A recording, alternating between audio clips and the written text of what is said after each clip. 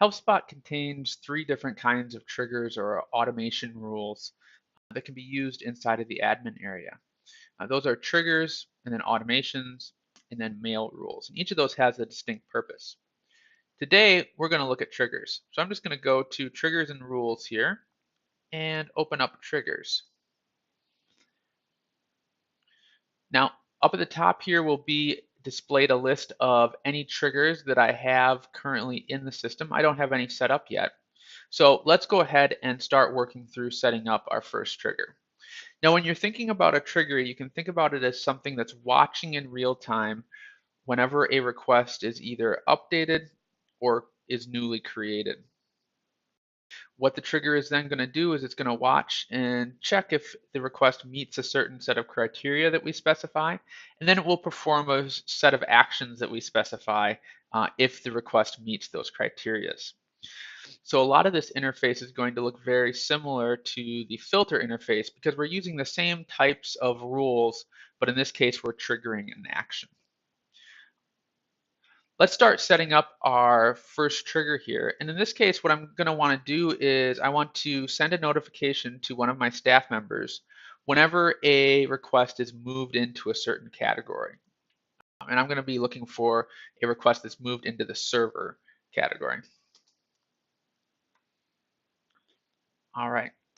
So I've put in my name for this trigger. And now, as you can see here, I have some options right away. First of all, I can choose to have this trigger either fire whenever the request is updated or when the request is created. In this case, I'm watching for an update because I want to look for when a request is changed into a certain category. And then I can also choose to match either any of the below criteria or all of the below criteria. So this is basically either an AND statement or an OR statement behind the scenes. In this case, I'm going to choose all. So my first criteria is already here for me. It's just checking if the request is currently open. That sounds like a good first thing to have. So I'm going to go ahead and use this green button to add another criteria item. In this case, I want to select the category field. And now for this option for what kind of criteria, I'm going to select changed to. So I'm checking if this request is changed to the server category. So if the request is already in the server category, it's not going to fire this trigger. But if the request is changed to the server category, this trigger will fire. Now I can go down and select what actions I want to have performed. In this case, I want to send an email notification. Now that I have that action selected, I'm going to get a number of different options here. First, I can choose who the email notification should be sent to. So in this case, I'll select one of our staff members here. I can also choose what mailbox the email notification should be sent from. And then I can start composing what I want the contents of my message to be. Now, when I'm composing the body of the message, I can include formatting as well as placeholders. So I can include some additional information here if I wish. Perhaps the customer's first and last name here.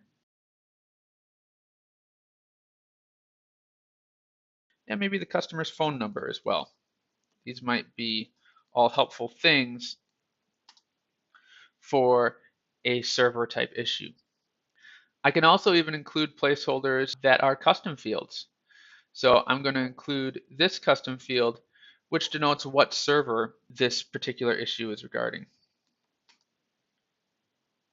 Now that I have my action set up, I have a couple of more options before I add my trigger.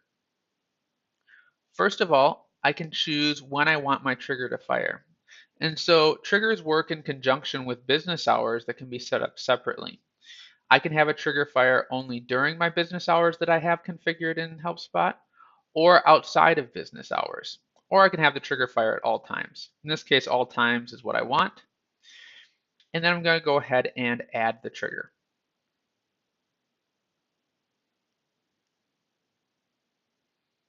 All right, now my first trigger has been created, and is now active inside of the system. If you ever want to edit a trigger once you've created it, you can go ahead and just click on the trigger in the list here, and you will be returned to this editing interface to make any changes that are needed. You can also deactivate triggers right from this screen as well.